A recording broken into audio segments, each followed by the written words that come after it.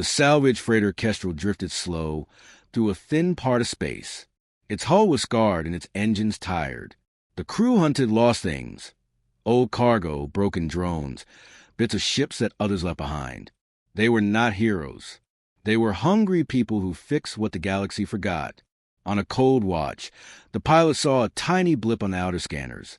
It was a small pod, half-burned and moving with no life signs. The pilot called the captain. The captain came and looked at the screen. He rubbed his chin and smiled a little. "We pulled in," he said. "We get what we can." The crew worked in quiet. The pod was small and dented. It smelled of old metal.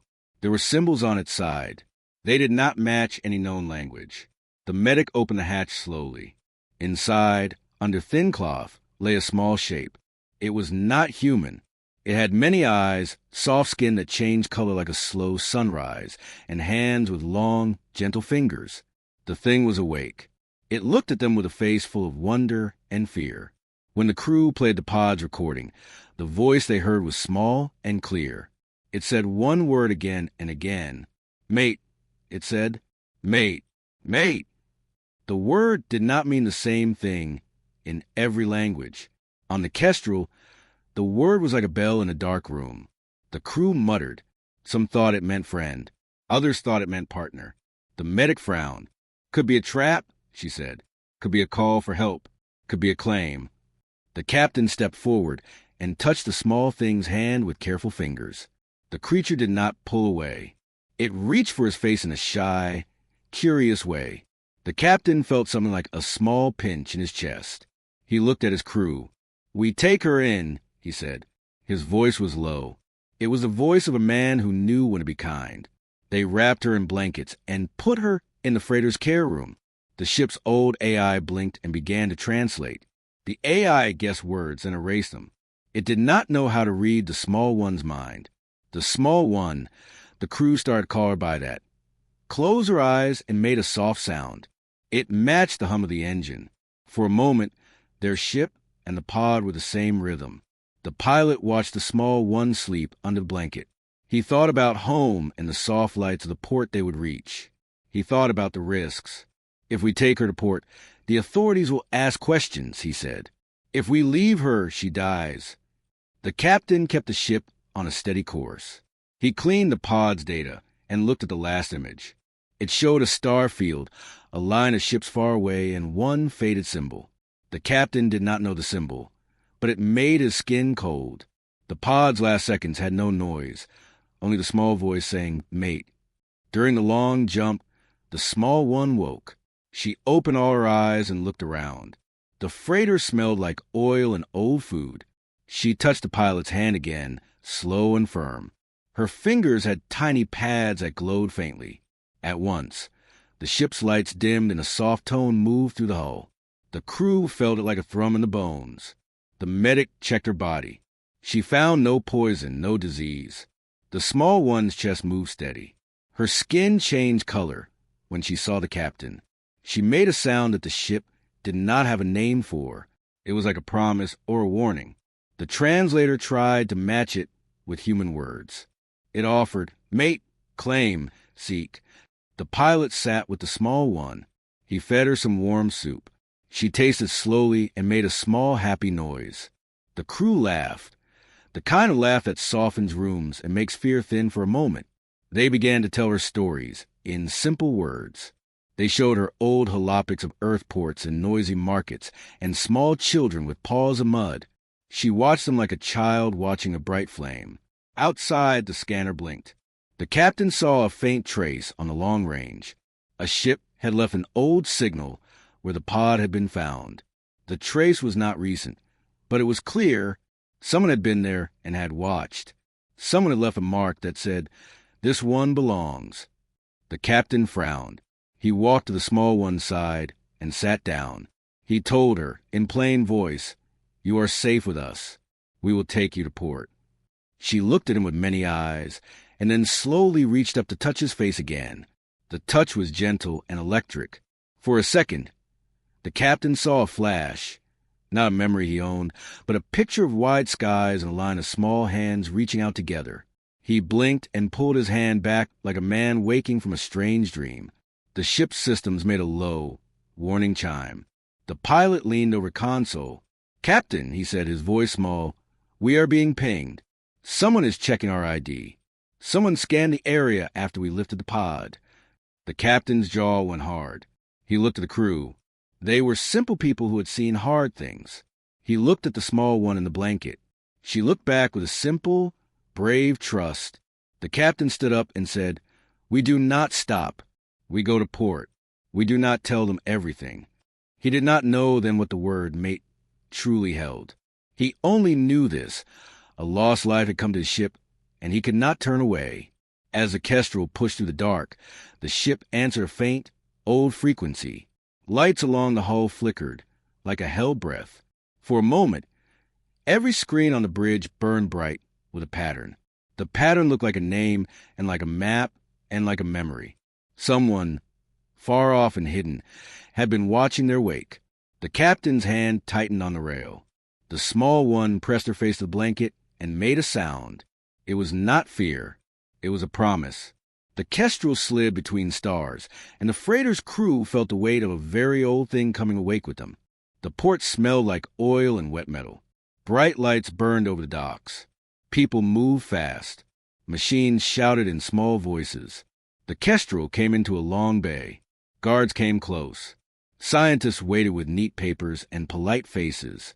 The small one rode on a soft bed. She watched the lights with wide eyes. They took her to a small room in the port clinic. The room had warm lights and soft chairs. The medic checked her again. Machines hummed. The translator AI sat on a table like a small box. It had many languages, but not hers. It tried to learn fast. The small one said mate again. It was simple, heavy like a drum. The AI sent tests in lists of words. It offered partner, friend, mate, claim. None felt right. The small one tilted her head and made soft clicks.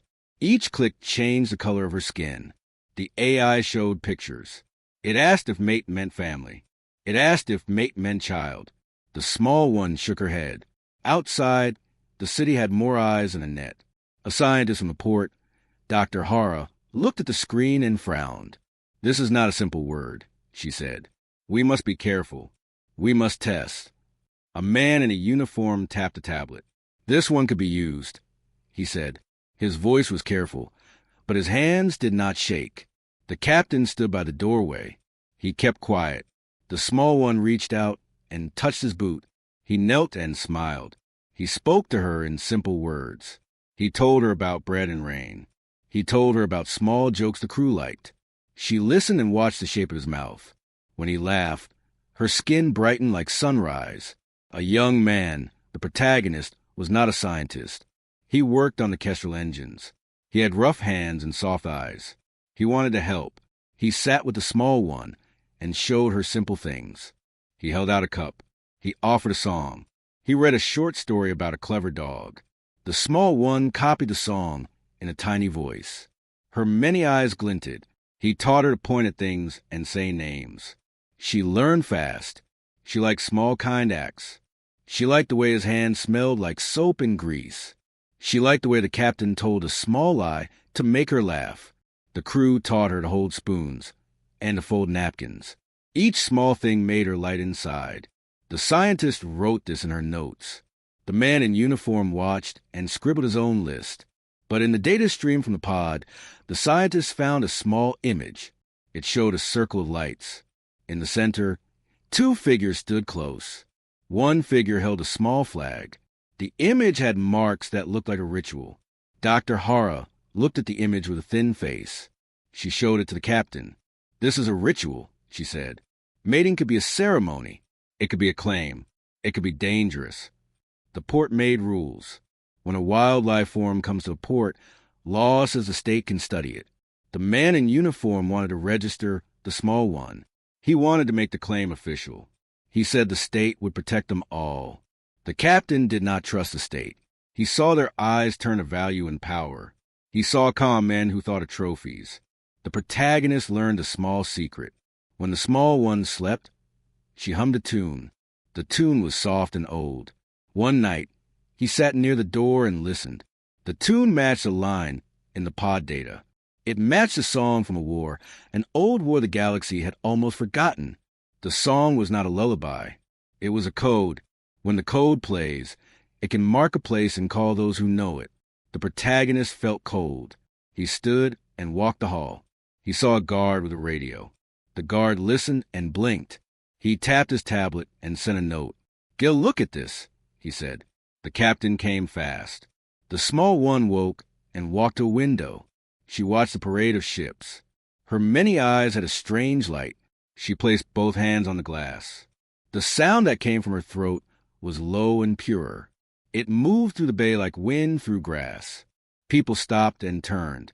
The scientist held her breath. The radio in the guard's hand clicked. "We have a match," the guard said. His words were flat. Old anthem code. Non-human. Repeat. Non-human pattern. The man in uniform paled. The captain's face went hard. The small one did not know the word anthem. She did not mean to scare. She only sang what she knew. But the sound hit something far away. In the sky above the port, a scanner pulsed. The city lights dimmed for a second. On a far station, a watcher looked at a map. He touched a bright spot and saw the same pattern. He put down his cup and left. In the clinic, alarms clicked softly. The translator tried to help. The AI gave new words, code, claim, call. Dr. Hara ordered comm tests. The man in uniform called for drones to sweep the space above. The captain whispered to the protagonist, "We must keep her safe. If they think she is a signal, they will take her." The protagonist looked at the small one. She turned and smiled like a child. She held out a glowing pad. It lit the room in soft blue. The captain felt a tightness in his chest. He thought of home and of hard people who did brave things for small friends. Outside, a small blip moved on the long range. It was far, but it moved with purpose. The port's watch flagged it. A ship had changed course. Its path would cross the Kestrel's wake. The city hummed with new speed. People wore calm faces, but quick hands. The small one pressed her palms to the captain's hand and whispered a sound. The captain did not know the meaning. He only knew one law that mattered. When fear came, people must stand together. He looked at his crew. They nodded in a small, silent way. They would not let the small one face the cold alone. The alarm rose then, soft and sudden. Doors sealed. Boots struck the floor. The protagonist grabbed a tool and put it in his belt. The scientist tried to hold the small one with papers. The man in uniform spoke into his radio with a hard voice. The port had a new order. Someone had sent a call. Someone was coming to claim what the small one called mate. The small one made the same low sound again. It was no longer a child's word. It was a line in a song that reached beyond the port. The protagonist took a breath and stepped in front of her. He did not know the language of her heart. He only knew the language of choice. He would speak that language with his hands and his small, brave axe. Outside, the watcher on the far station closed his eyes and said only one fact. An old code had fired. Ships answered. The city below began to ready. The small one looked up at the protagonist and smiled. Her smile was bright and strange. The port sealed its gates. The city waited. The city pulsed with news. Screens in the market showed the small one in the clinic. People pointed fingers and made small guesses. Some said she was a miracle. Some said she was a prize. The man in uniform wanted a public claim. He called for a test. He said the law would decide who could take her. The captain did not trust a man in uniform. He knew how rules can hide hunger. He also knew the small one had something the port had not seen. The captain went to the clinic and asked the scientist for more time. Dr. Hara said no at first. Papers must be signed. Protocols must be followed. But the captain smiled and told a small story, a human story about a field and a quick hand. Dr. Hara blinked and gave him 1 day. 1 day, she said. You have until the claim. The day became a kind of small war. The man in uniform planned a show. He wanted the claim to be a parade of power. He hired a formal judge, called a registry, and a list of tests to claim it must pass. The tests were cold, Strength, legal proof, a bioscan. The captain watched and knew the man wanted fame, not care. The human protagonist wanted something different. He wanted the small one to understand human hearts. He wanted to learn her old ways. He sat with her in a small room and showed her simple hands-on tests. Hold this, lift that, share this small cup without spilling. They laughed when she spilled. She learned quick. She copied the way he chewed, the way he turned a wrench. She tried to name every tool and every joke. At night, she whispered memory into his ear. It was like a small fire told under blankets. The memory was not in words. It was a picture pressed into his mind for a second. A circle of lights, a high stone, two figures standing close, a single flag that burned with soft blue. She woke and stared at him. He felt a thin ache. He wrote the image down. The image matched the pod data the scientist had found. It matched the ritual image. The scientist looked at the notes and frowned. The ritual was old. It was not only about joining two beings. It was a public test. The ritual asked a lot. Wit, care, and courage. The ritual could be used to claim more than one life. Dr. Hara told the captain what she feared. If this is a test, it could be a tool, she said. A tool to take lives, to make them belong. We must be careful. Word spread fast. The market filled with whispers. The man in uniform spoke on the plaza and called for a public display. He said the city would judge the claimant. He promised fairness. The captain saw the crowd and felt the heat of hungry eyes. He knew the man wanted applause and not truth. The human protagonist trained with the small one instead. He taught her small human tricks. He taught her to laugh at a joke that had no meaning. He taught her to hide fear in a smile. She taught him alien gestures. He learned to make a soft click with his tongue that changed her skin like a sunrise. He learned her rhythm and how she matched sound to feeling. A rival rose among the crowd. He was a man with a clean suit and a loud voice. He had a pass of victory and a hand that liked to point. He wanted the small one for show and profit. He paid for a loud machine that could show holograms and played old trophies. He smiled at the crowd and promised a grand life for the small one under his care. The crowd liked big promises. But the ritual was not about promises. It was about tests. The registry set the day and the place. A public ring would form. Claimants must pass 3 trials. They must show they could protect, that they could care, and that they could give more than words. The man in uniform wrote the rules with a pen that shone. The rival polished his boots and practiced a speech. The day came with a hard sky. The plaza filled with bodies and noise. The small one stood in the center wrapped in a cloth. Her many eyes watched like lights. The captain held his jaw tight. The protagonist stood a little behind him with a small pack. He knew the test would not be fair. He also knew the small one trusted him in a way the crowd did not. The first test was simple on paper. A claimant must hold the small one and keep her safe while a stage threat came near. The stage threat would be loud and frightening. Smoke and noise and a machine that looked like danger. The rival went first. He strutted into the circle and shouted brave words. When the machine broke its path and the smoke rose, he froze. He had a plan with guards and a loud device, but his hands shook. He tried to lead, but his voice cracked. The crowd murmured. Then the protagonist walked in. He did not have many tools. He had a small rope, a calm voice, and a hand steady from years of fixing engines. When the smoke rose, he moved. He covered the small one with his body and whispered a silly line about a stupid dog to make her laugh. She laughed and the glow on her skin warmed. He guided her through the smoke by touch and by song he had made up. The crowd felt the courage in simple acts and they leaned in. The rival tried the second test and failed. He showed trophies but no care. The registry frowned and whispered. The man in uniform tightened his face. Only then did the small one show something they did not expect. She reached out and touched the protagonist's brow. For a breath the world around them slowed. The small one shared a single image, not of the city, but of a field and 2 hands binding a tiny flag to a pole. The crowd gasped. The registry's machines blinked and gave a strange read. The rival paled. At that moment, the plaza lights went strange. Screens that kept the registry data flickered. Someone had cut a line. The official register refused to record. A hush fell like a sudden winter. The man in uniform looked around with eyes that wanted anger. He tapped his tablet hard. The registry blared errors. The small one pointed. She did not point to the rival. She pointed to the protagonist.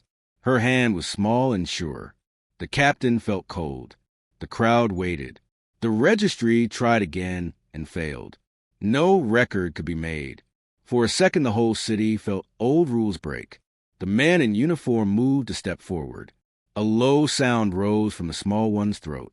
It was not the same as before. It was older, and it pushed into people's minds like wind. The protagonist saw men in the crowd turn and whisper, and then he saw a figure half hidden near the edge of the plaza. Someone watching with eyes that had known old wars. The watcher lifted a hand, and then a small drone dove away. The man in uniform shouted for order. The rival reached for the small one. The protagonist moved like a wire snapping, quick, small, and hard. He put himself between the rival and the small one. He did not speak a word. He only held his hand steady. The small one's skin shone a soft blue, and for the first time her many eyes looked not like a child's but like a judge. The registry's tablet finally coughed up a line of broken code. It showed one word and then blanks. The man in uniform's face went pale. The captain grabbed his shoulder. Behind them, the watcher on the edge of the plaza closed his fist and walked toward the crowd. The plaza held its breath. The ritual the galaxy had forgotten was waking. The city woke cold the next morning. The plaza filled with people and flags. Judges sat on a raised stand. The registry machines hummed and glowed. Cameras floated like small moons and watched every face. The man in uniform wore a ribbon and a hard smile. The rival smiled too, bright and loud. The captain and the protagonist came together. The small one walked between them, quiet and steady. The first rule the judge read was simple. The claimant must prove care under danger. The crowd cheered when they heard this. The man in uniform said the test would be fair and clear. His voice was loud, but many people could see the hunger behind it. The protagonist felt thin inside. He had no plans for fame.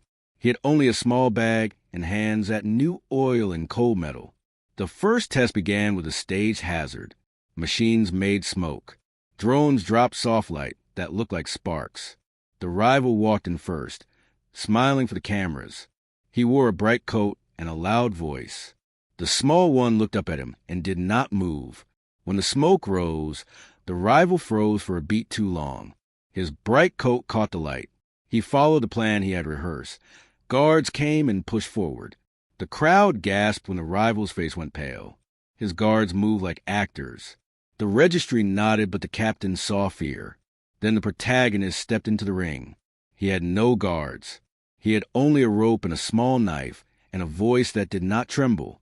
He looked at the small one and said, "Hold my hand." She took it. He smelled metal and rain on her skin. When the smoke came, he did not shout. He moved. He bent like a man who knew weight and breath. He covered her with his jacket and hummed a song the crew had taught him. The tune was simple and wrong for the plaza, but it was brave. The crowd felt it. His song steadied the small one.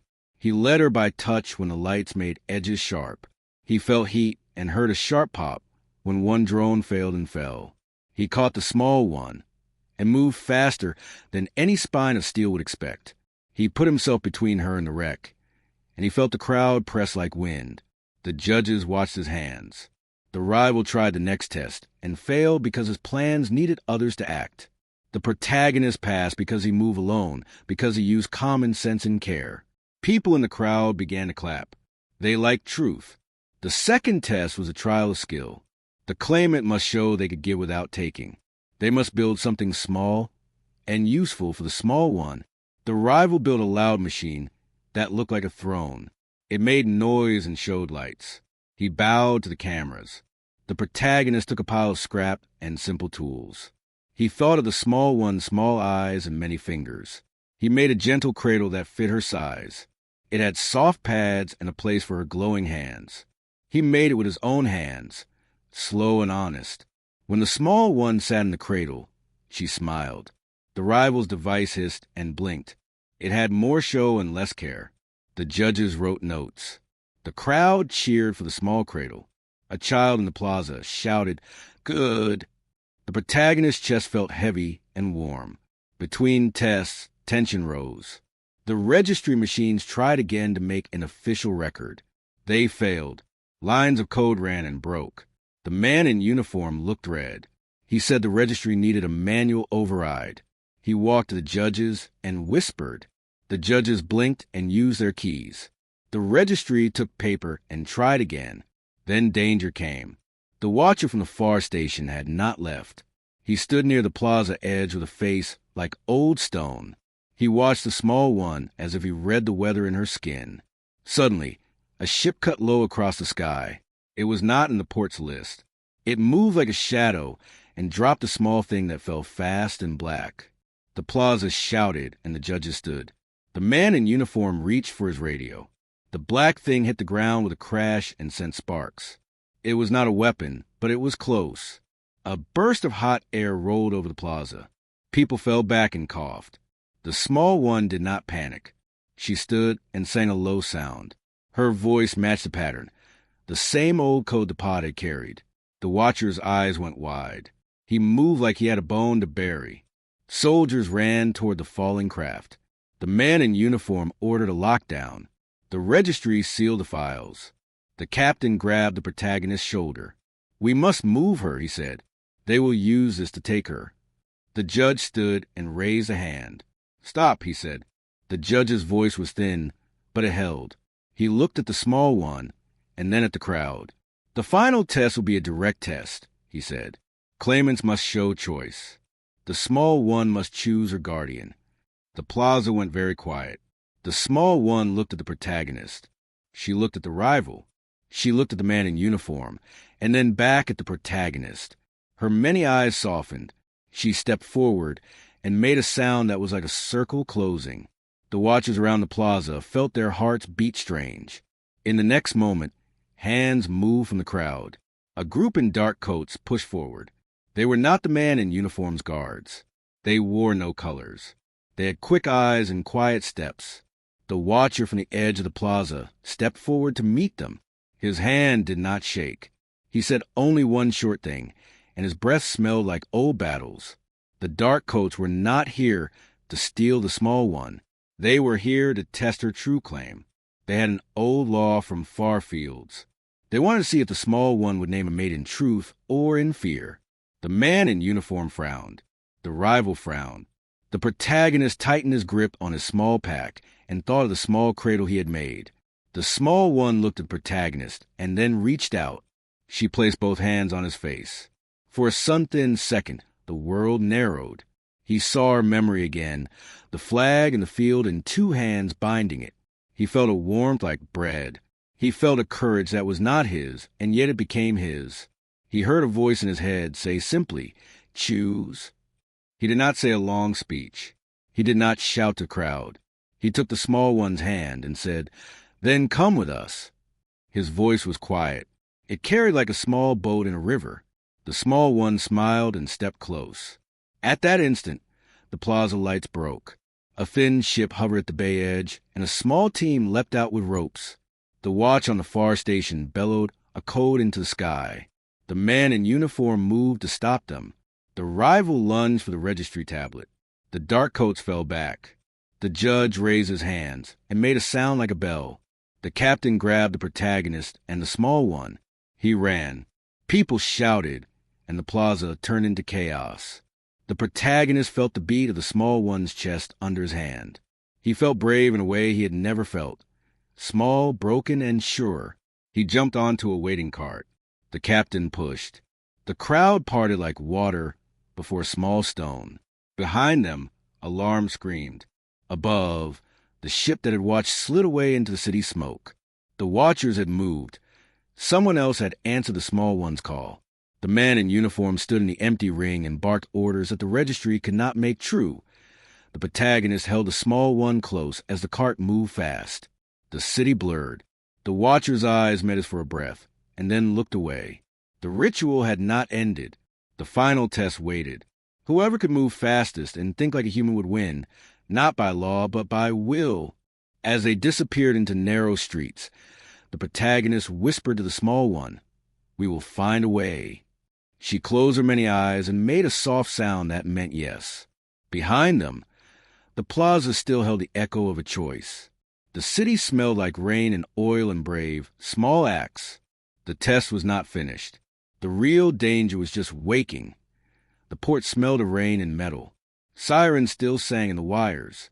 Men and women hurried like birds away from a storm. The captain, the protagonist, and a small crew met in a dark hold. The small one sat quiet in the captain's lap. Her many eyes watched the door. Her skin was soft and warm in the captain's hands. They planned with old tricks and small lies. The protagonist pulled out a loose ledger and a thin tool. He showed the captain a plan. Fake logs for a funeral barge, a broken transponder, and a route that walked to the city's oldest lanes. The captain nodded. "Humans hide in small things," he said. "We use what we have." His voice held tired pride. The man in uniform tightened his net. He sent drones and scanners. The rival hired mercs to look for a prize. But the protagonist and the crew used quiet moves that big men forget. They traded small favors for hidden keys. They told an old story to the registry that made the guards look the other way.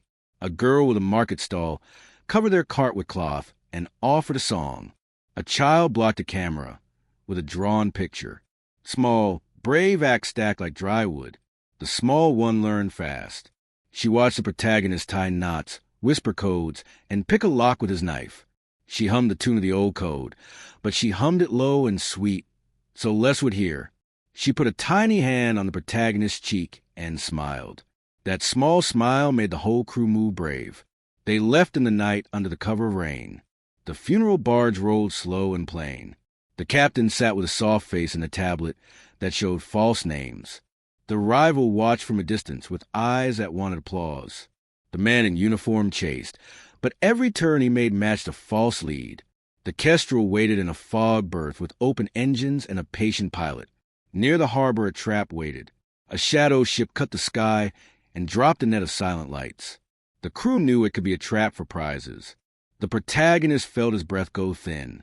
He looked at the small one and said, "Trust me." She nodded, solid as a promise.